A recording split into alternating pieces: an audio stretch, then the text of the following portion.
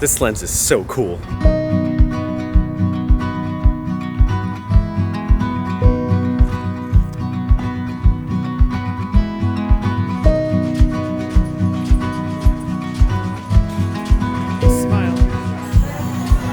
It's a robot. Isn't that cool? It is neat. That looks delicious. That was delicious. Yes, it was. Morning.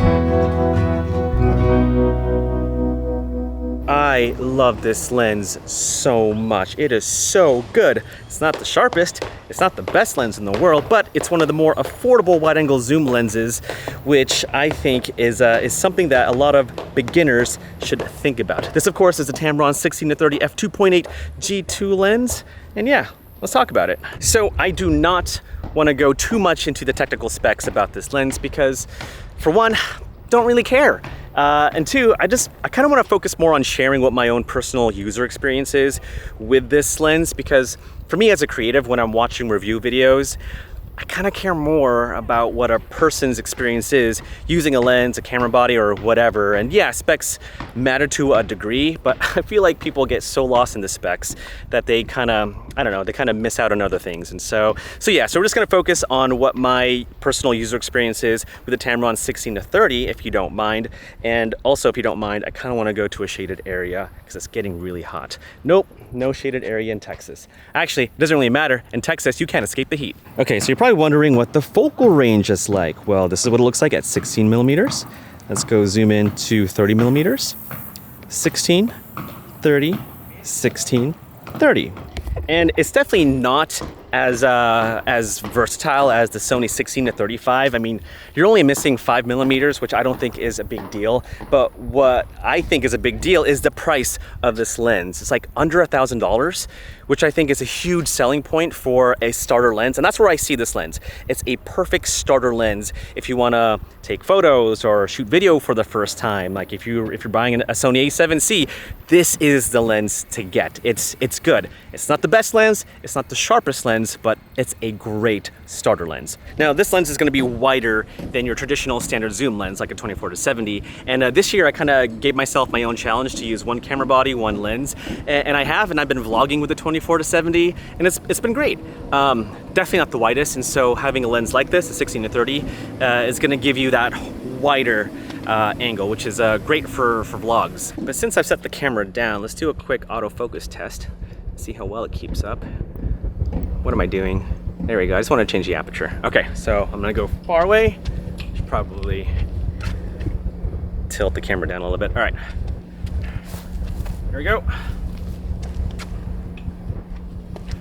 There's like people looking at me right now. This is the price to pay to be an influencer. All right, let's do the Jason Vong test. Ready? Let's go to 30 actually. Okay, here we go. You don't know what the Jason Vong test is? Oh, you're gonna find out. Here we go. 30 millimeters.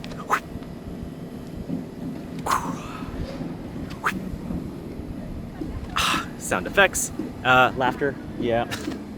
I'm working. All right, so I've slapped on a variable ND filter on this lens just so you can see if there's any vignetting around the frame. I don't really see anything on my screen, but I'm gonna crank up the setting on the VND and we'll find out. Oh, I hate this filter so much, but it's the only VND that I have. All right, here we go, cranked up the VND. Oh, let's change the exposure. All right, there we go. And yeah, you do see some vignetting over here. That's also probably the glass. You know how you see the weird vignettes on the sides over here in the corner? So it's dark corner over here, a dark corner over here. I'm gonna step out this path because of bikers here. But yeah, there's some vignetting in the corner, vignetting in this corner. Not so much here, not so much there. Be safe. Now, what about focus breathing? I care so much about focus breathing. Sometimes I think y'all care way too much about focus breathing. All right, so I don't have the focus breathing compensation turned on my camera. That is off. I'm gonna place my hand in front of the lens and let's see if there's any focus breathing at all with this lens. All right, here we go. I don't see anything. And that's at 16 millimeters. Let's push it to 30.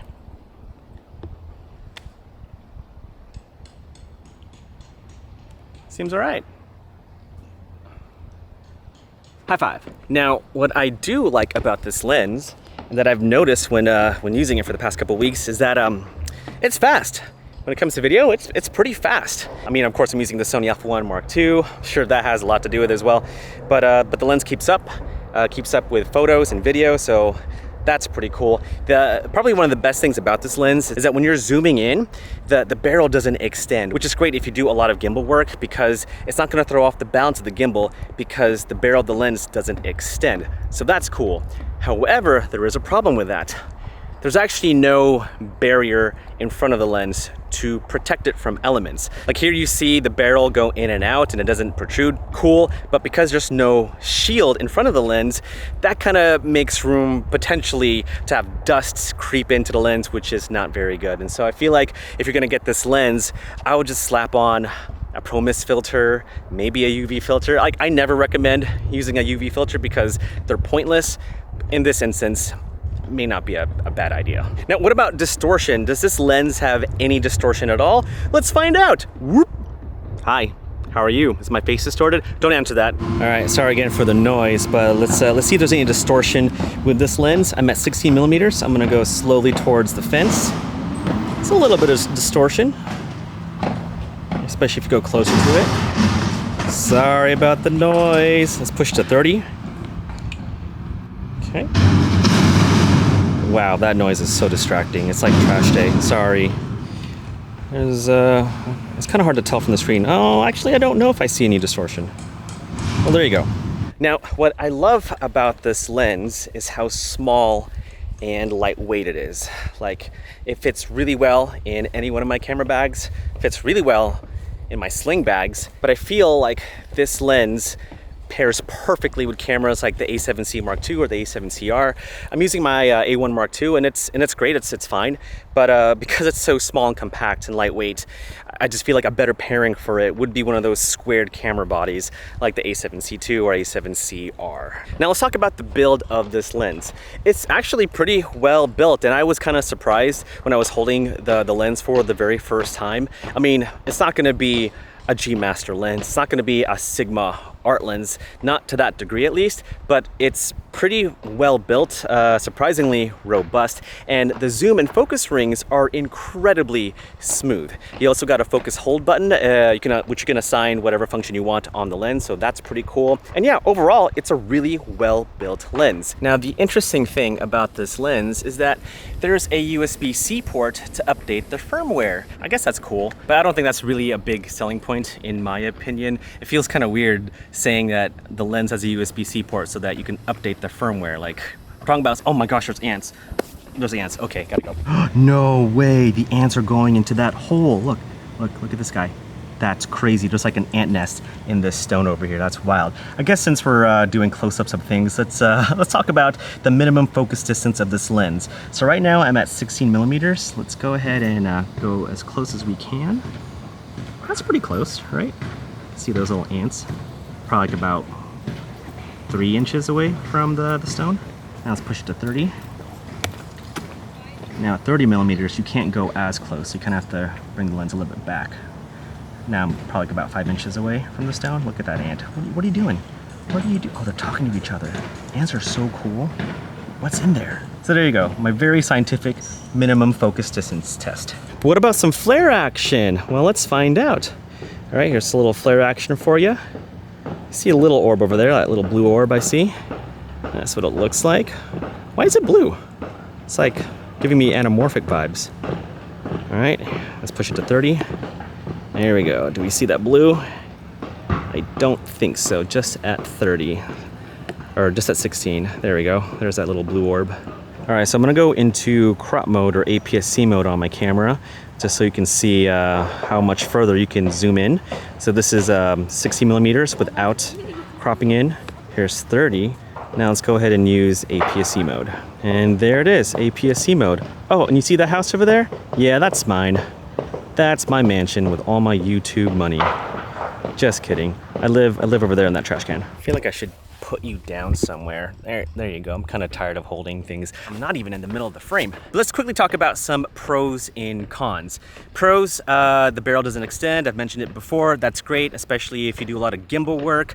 At the same time, there's no protection shield barrier thing in front of the lens, and so the potential for dust is a kind of a concern for me. But I love how small and lightweight this lens is. I think it's such a good all-around kind of lens, and even though you don't have the same focal range like a Sony 16-35, like we're talking about 5 millimeters, it's not that big of a deal. Also, the price of this lens I feel like is very fair. It's actually one of the more affordable wide-angle zoom lenses. If you do a little search on B&H, like it's definitely one of the more affordable ones. And overall, it's a really solid performer. It's fast, it's somewhat sharp, not the sharpest for sure. It handles chromatic aberration surprisingly well, and I really feel like this is the one lens to get if you are just starting out. Like if you have no idea what lens to get, this is the lens to consider. So, hold on, sorry, there's bugs biting me. So there are more pros than cons regarding this lens, and I'm sure you've noticed that prices of camera gear have skyrocketed in the past few months, and I feel like affordability is gonna be a big issue when it comes to photographers and filmmakers. And with this lens being just under $1,000, I don't know, I feel like it's a really good option, you know?